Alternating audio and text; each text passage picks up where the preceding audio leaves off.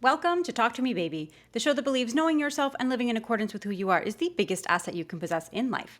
I'm your host, Emily de Armas, and today we are going to talk about how to set boundaries and how that is associated to people pleasing.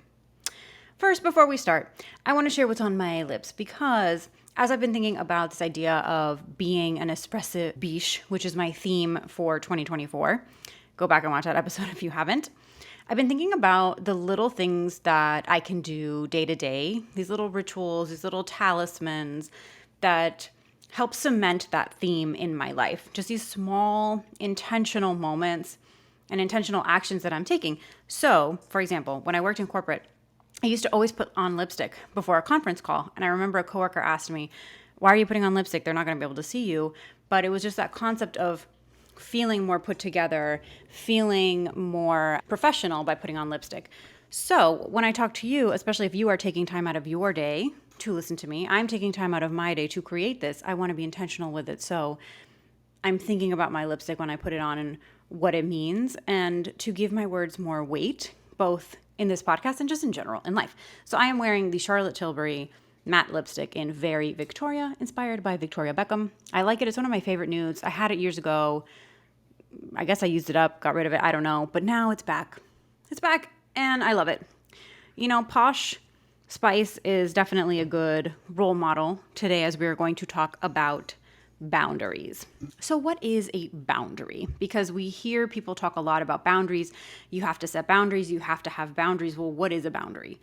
A boundary in my mind is you establishing what you will and will not tolerate, what you want, what you need, what's important to you, and you making sure that you know not only what is that line, but what happens if that line is crossed? What happens if that boundary is compromised? What are the steps that happen after? And it's really important to not just throw around the word like, well, that's my boundary, don't cross my boundary, because I think sometimes we can use boundaries as just a way to deflect and not have difficult conversations. And I think the whole point of boundaries, although it might seem difficult in the beginning, is to help you avoid those difficult situations. Because if you know what your boundaries are from the beginning and you know how to implement them, you know how to tell people about them, you are going to be a better communicator and you're going to have better relationships because people know what the rules of the game are. So to me, that's really what a boundary is. It's expressing to other people, hey, this is what I like, this is what I need, this is what I don't need, etc. Because imagine sitting down to play a board game with somebody and there's just no rules. Well, yeah, people are just going to do whatever, willy-nilly, because there's no rules. The issue is that most people just simply don't know what the rules are. And what I have found as I've been expressing boundaries more and more, and this has been something that's been going on for the last couple of years, what I've found is that in most cases, the boundary is very well received because the person in question is not trying to purposely push my buttons and annoy me and bother me. They just don't know any better, right? They don't know what those boundaries are. And boundaries not only keep you safe and you happier, but it also works for the other person as well because now they know what the rules of engagement are. Now they know where the line is drawn in the sand. Yes, it does get tricky when people cross your boundaries. We'll get into what to do when that happens. But first and foremost, you need to know what the rules are. And it is kind to express boundaries. It is kind to let people know when they are annoying you, when their behavior isn't acceptable, when something is not okay with you, what you would prefer. Because when you are expressing that, you are actually giving somebody the opportunity to know you, to understand you on a deeper level, and to then rise to that occasion. It makes for a better relationship overall, and it makes people feel at ease to know things.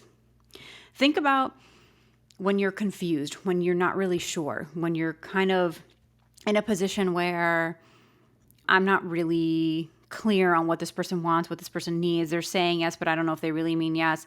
Are they annoyed about what I'm asking them to do? Are they not annoyed?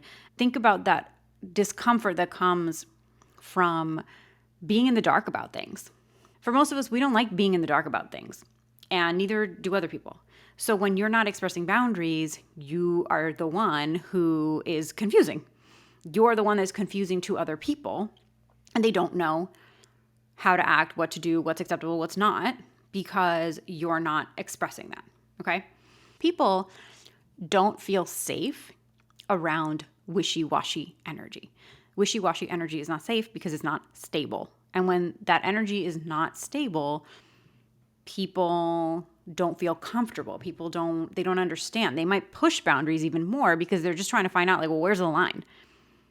How much can I get away with? Or how far can I take this? Because I'm not really getting any sense, right? People want to understand where those lines are.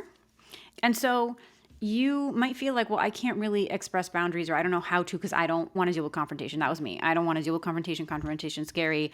I don't want to offend anybody. I don't want to hurt anybody. But what ended up happening is that I would build resentment up in myself when this other person was doing something, but I had never even told them that what they were doing was annoying to me or what they were doing was not okay with me. So what ends up happening is, in an effort to be nice and not confront anybody and not hurt anybody, you are actually the asshole. You're the asshole because you're the one that's not expressing what needs to be expressed, and you're allowing this other person to carry on, and you are not saying anything. And when you're not saying anything, you're also allowing yourself to build up resentment. And then what happens? You might avoid that person. You might become distant with that person. That person doesn't understand. Again, we go back to the unsafety. We go back to the wishy-washy. People want clarity. We all want clarity, and boundaries is what gives us clarity. It's not your fault if you struggle with boundaries. You probably grew up in an environment where your needs, your emotions, your voice might not have mattered. And so you learn to just put other people before yourself. Maybe you grew up in a chaotic environment. Maybe you grew up with a parent or a sibling or somebody who was like very cantankerous or very emotionally reactive. And so a lot of times people pleasing and having a lack of boundaries does come from situations where it just felt safer not to voice them because you weren't in a position where you could say what you needed to say and then have it be either well received or have anything happen at all. It's, for a lot of us, a struggle to overcome. And what I found with myself is that for a very long time, like, I kind of figured out what the boundary was for myself. I was like, this isn't really okay with me, or like, this is how I want to live, or this is how I want to do things. But then I wasn't saying it out loud to other people and to the people that were affecting me. So I knew what the boundary was. I was like, I don't want this, but I wasn't actually communicating that. And unless you're communicating it, then really all you're doing is building resentment, which is what I was doing because I was like, why are they still doing this, right? And I think a lot of us, when we start trying to express boundaries, like, we might feel like, okay, something's happening that I don't want. For example, let's say I had a client right when I first started doing copywriting who would call me at all hours. And he was also on the West Coast, so he would forget like how late it was on my time. And he would just call. And in the beginning, I just answered because I felt obligated to, because I felt like, well, this is the client relationship and I want to make the client happy. And so I would answer. And then after a while, I started feeling resentment about that. I was like, why is this man calling me? And he was very old school. He was not going to email. He was going to call.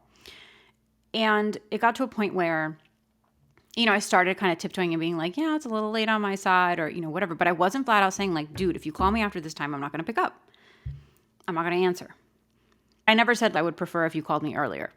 That would have been a very simple phrase to say, but I didn't because I was afraid and I didn't want to upset him, and I really liked him as a person and as a human being. And so I just let the behavior continue.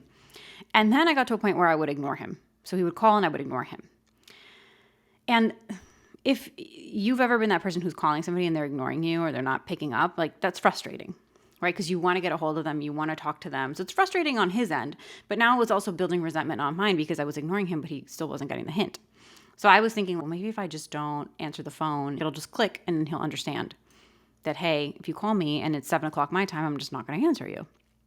And that never really happened.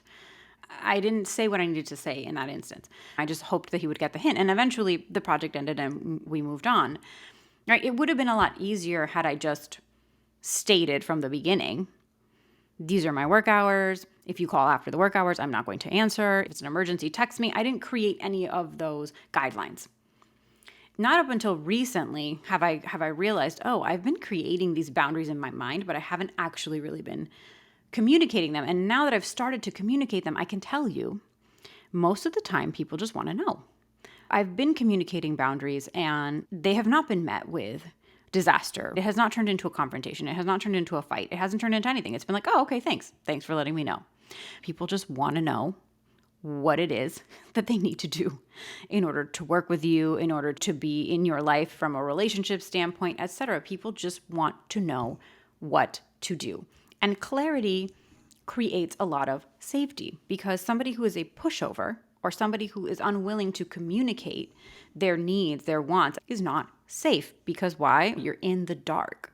And when somebody's in the dark, they don't feel safe. It's like trying to navigate by night and it's foggy and you're taking like one little step at a time because you're not really sure, or you're just going to go for it and just see what happens. That's when people start to experiment. And that's when you might create a situation that actually becomes worse down the line simply because you didn't deal with it from the get. So how do you establish boundaries? Let's talk about that, right? So number one, what is annoying you? What is actively creating a sense of frustration, annoyance, irritation in your life in regards to other people? Let's start with other people because it's usually easier to identify. Does your boss have a habit of doing something? Or does your friend have a habit of doing something? Does your parent or sibling or family member say things that you don't like, that are inappropriate, and they're directed at you? What is the thing that is annoying you? Once you've identified what is annoying you, the second thing is to think about what would make the situation better. What would you rather happen? If they stopped doing XYZ, I would feel better. Now, there's a distinction here I'm going to make, because it is not other people's responsibility to make you feel good and make you feel happy. It's not. That is an inside job. So when you're thinking about what would make the situation better, think about things that are actually controllable. If you're asking somebody to change their complete personality, I hate to break it to you, that's kind of a tall order. My boundary is that I just don't like your personality and I need you to completely change it for you to be around me, because otherwise I get really annoyed. So can you just become a different person? Okay, thanks. That's not going to work. Okay? That's not what a boundary is. When you're thinking about boundaries, especially with other people, it's less about their personality, their character, their traits, and it's more about what they are doing, a particular behavior. So for example, your boss emails you late at night and calls you and texts you and it's after hours. I think it was France that banned that.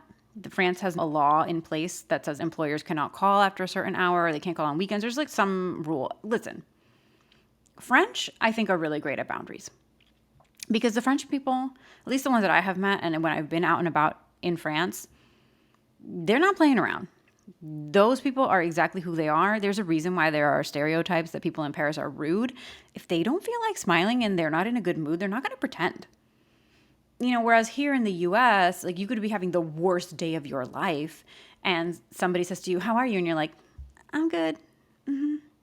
Everything's good." French people are not going to do that.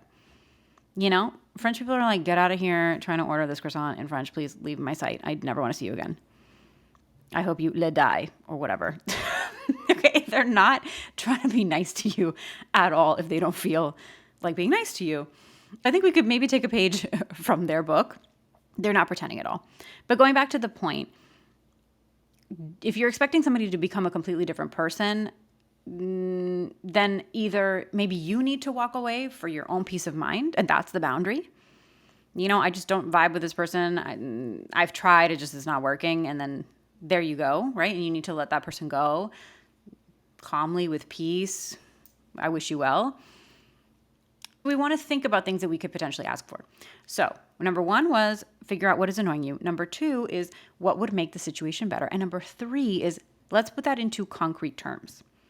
I need what? What do you need? In our example, your boss is calling you after hours. Okay, that's really annoying to me. I would love it if they weren't doing that. If they could restrain emails and calls and requests to between 9 to 5, regular working hours. Okay. And if something urgent comes up, they can text me and say, "Hey, something's urgent. I need you to check this email." Or, "Hey, something has come up. I need you to do whatever." Now we're going to put that into I need. So it's I need this person to respect work hours and to communicate to me during work hours. Or at the very least, if they're going to communicate to me after work hours, not expect me to do something. Because there's a difference and there's a distinction. Sometimes people are emailing you and asking you to do stuff and it's 10 o'clock at night And simply because you're on the receiving end, you feel like, well, do they expect me to do something now? And a lot of times, no, they don't. They're just up at 10 o'clock because that's them, and they're doing them. That's not me. I can tell you right now. That is absolutely not me. I'm not checking my work email at 10 o'clock. When I'm done for the day and I close the computer, like, I'm sorry, if you're my client, I love you, but you're dead to me. You don't exist. After I check out, you do not exist in my life. If I am at a concert, I am at the like, I'm really trying to work on this year. This is a bit of a tangent alert. We're on a tangent. I do not want to play that game where I am somewhere, but my mind is mentally somewhere else. I'm really trying to cultivate a feeling of actually being where I am. And I went to a concert last night, and there was a part of it where my mind started drifting off to a work situation, and I was thinking about other stuff, and I was like, nope. We are here right now. We are in this beautiful concert. The lighting could not be more pretty. Andrew Bird is singing. He's doing his whistling thing. If you know Andrew Bird, he whistles a lot. The man can really whistle. I'm going to just enjoy the whistling. I'm going to enjoy this beautiful orchestra ensemble. I am not going to go there in my mind. Okay, I'm not one of those people who's emailing, thinking about work at 10 o'clock at night. Just not happening. So that's something that you could express. I would like for you not to call me or text me after work hours. I would prefer you send me an email. And I would also like to express that if you do send me an email after work hours, unless it is an urgent situation, I am not going to reply until the following morning. We're putting things into concrete terms. I need you to not comment on my relationship in front of other people. I need you not to bring this up in this manner in front of others, whatever the case may be, but put the boundary into concrete terms. I need this from you. Step 4 is to decide what are the consequences. And the consequences are going to depend also on how severe the situation is. If you're just putting a boundary into place with somebody, you might need to remind them a few times. And you can judge the situation for yourself based on who you are, who they are, whether or not they're making an effort or they're trying. Sometimes the consequence of the boundary is you're going to walk away. You are going to leave, right? And you can communicate that. If this continues, this is what is going to happen. If this continues, this will be the next step. Especially in romantic relationships, if this continues, I will walk away. I will leave this relationship. We will not have a future together. You need to decide the severity of it and what's going to happen.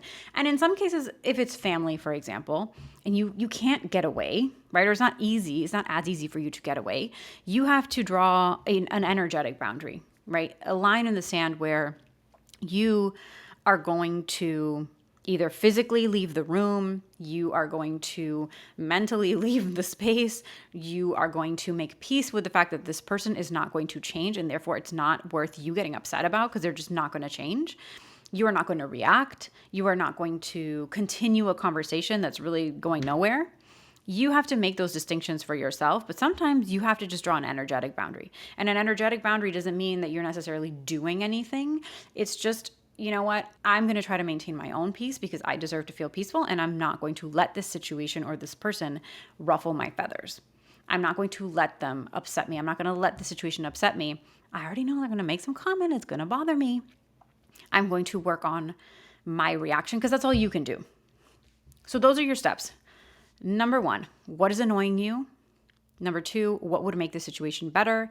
Number 3, put it into concrete terms. What do I need? And number 4, what are the consequences of crossing this boundary?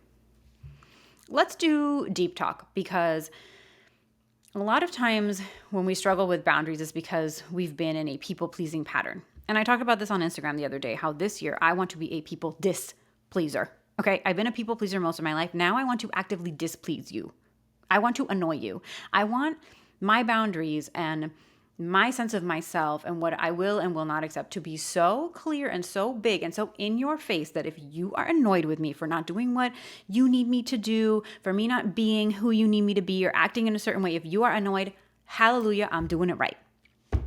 That is what I'm going for this year. If people are annoyed with me, that's my barometer of success. Ooh, I made a decision that was right for me and me alone. I did something that lights up my own heart. Does it screw them over? Maybe, maybe not. I don't care.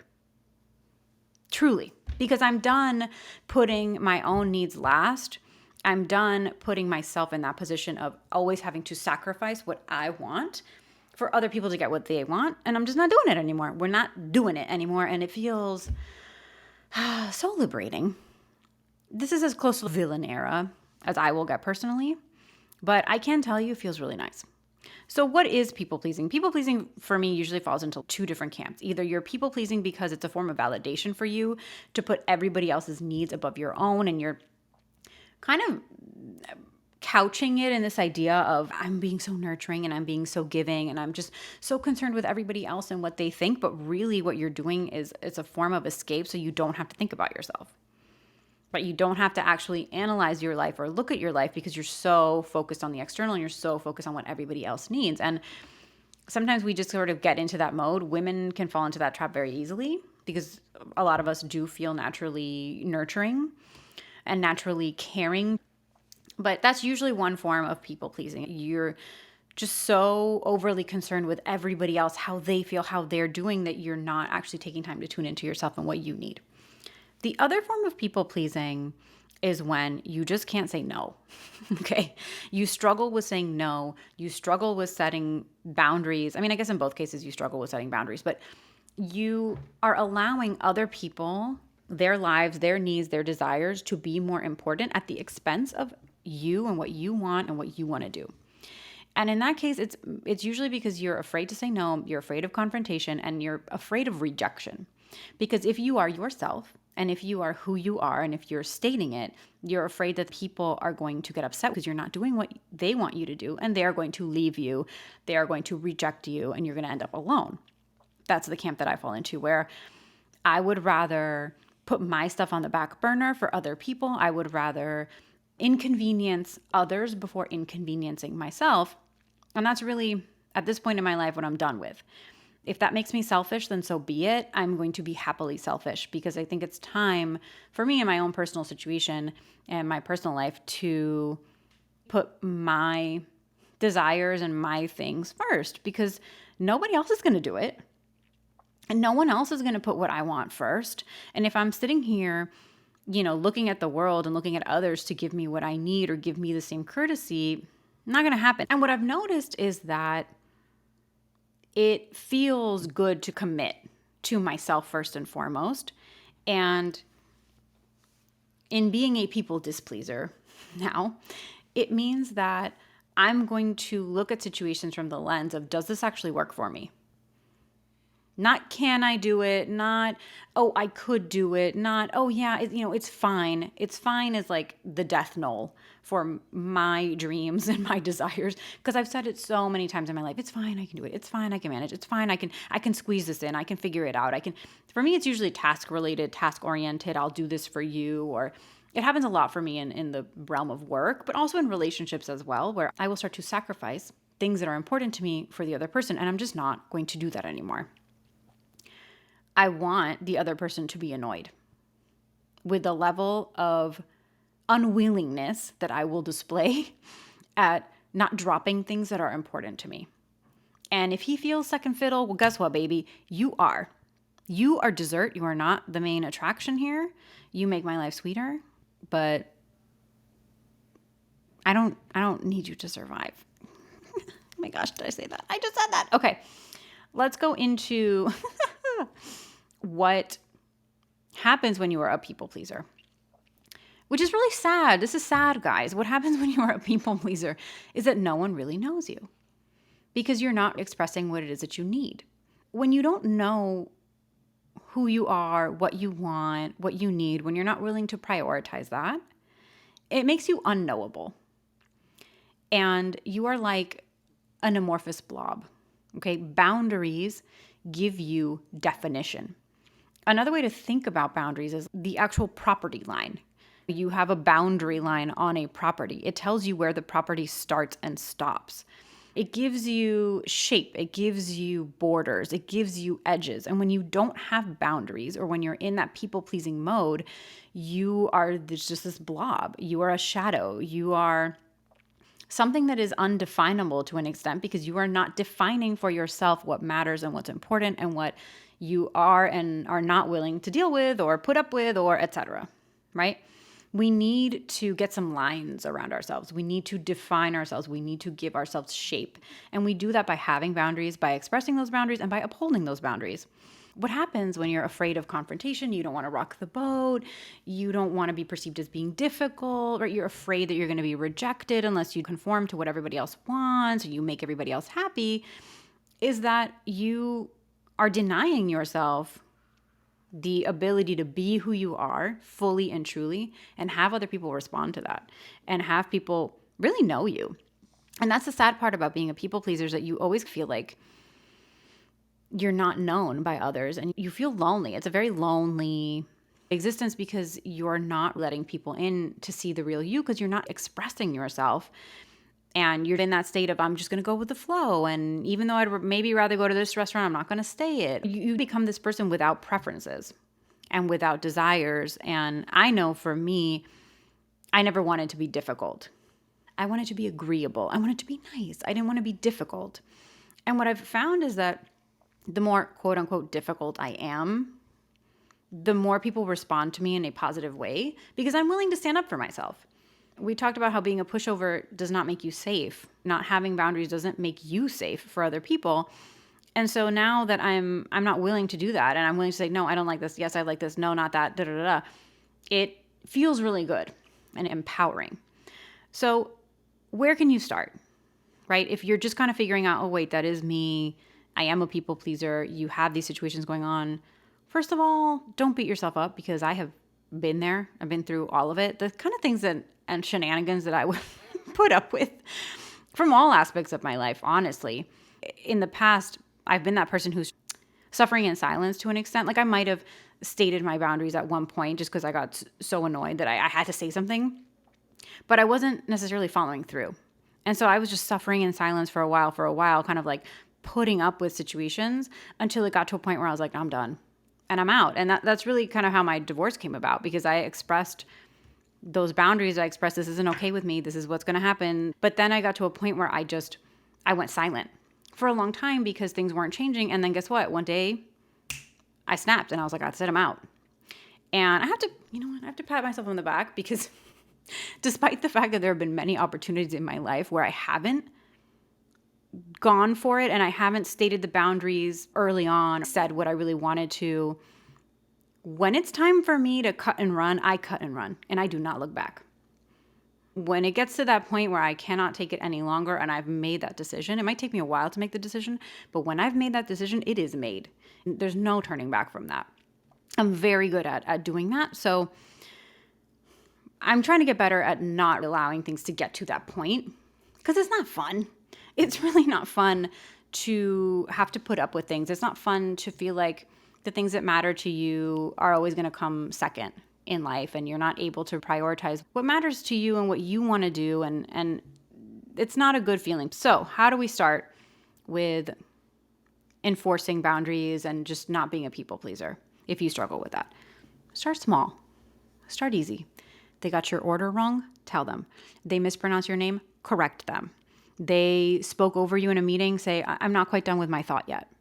Start with these little moments that will allow you to build confidence and see that, hey, the world's not going to fall apart if I state something, right? If I say what I need. If you're dealing with a situation that is annoying you and it's been going on a consistent basis, don't let it continue.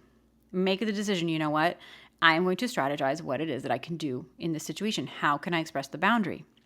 Go through the 4 steps, figure it out, take action. Because the longer that you wait, the harder it becomes because then we convince ourselves that it's this really big conversation. Start with little things, start communicating. Most of the time, people just want to know. They want to know what the rules of the board game are. They want to know what the boundaries are on the property. Adopt the expectation that people just need to know where the lines are. And start to have fun with this concept of being a people displeaser. Once you get this going and it starts feeling fun to you, start relishing the fact that you are going to say something or do something and you're going to disappoint somebody else. right? Not because you've done anything wrong, but simply because you're not being as agreeable as you used to, or you're just not doing something that they've come to rely on you for, that you probably shouldn't have been doing in the first place. And when that happens, take that as a good sign, take that as a positive sign. And it's positive for both you and for them. Because if you are sitting here and you're doing things and there's resentment festering and there's resentment building up within you, that's not a good energy for you to be bringing into any relationship of any kind. And eventually what will happen is that you will find a way out, or you'll try to do something, and it's just not going to be as clean as if you just state it then and there. And if they are annoyed with you or they're upset, let them be. It's not a big deal. And take that as a win for you and for them, because now somebody else can fulfill that role or that position for them, and it'll work out better in the end. You can express your boundaries in a playful, fun way. You don't need to be serious about it. That's something that I've done. It's like I practice what I'm going to say, and then I say it, and then it's this whole big speech, and it's bigger than it needs to be. I can just say it in a more relaxed way with the expectation that it doesn't really matter how it's taken or how it's perceived. What matters is the fact that I'm saying it. And what matters is the fact that I'm aware of it. And what matters is the fact that I know what will happen if things don't change or if that boundary continues to get crossed. I know what the consequences are, and I know what I'm willing to do and what I'm not. Like Sandy from Greece, where she went from that sweet, people pleaser, agreeable girl into the vixen at the end, where she was singing, "You better shape up," okay? And then they all ran off and danced into the sunset. Everybody had a great time. When she went through that transformation, the world will respond to you in kind. If you go through a Sandy from Greece style transformation with your boundaries, I guarantee you the world will dance with you. It'll be fun. We'll have big hair. We're going to wear those shiny outfits. Don't smoke the cigarette. That's not good. But it's going to be good. It's going to be fine. Everybody will win. Everyone wins when you actually care about yourself and you are able to express your boundaries, because that's very empowering. And you deserve to be empowered, and you deserve for others to witness you being empowered. And that's a wrap on this episode. If you've enjoyed it, please subscribe, give me a like, do all the internet things, review the podcast, rate the podcast, send me an email, let me know that I'm not just talking to myself here. I'm your host, Emily de Armas. This has been your episode of Talk to Me Baby, and I will talk to you later.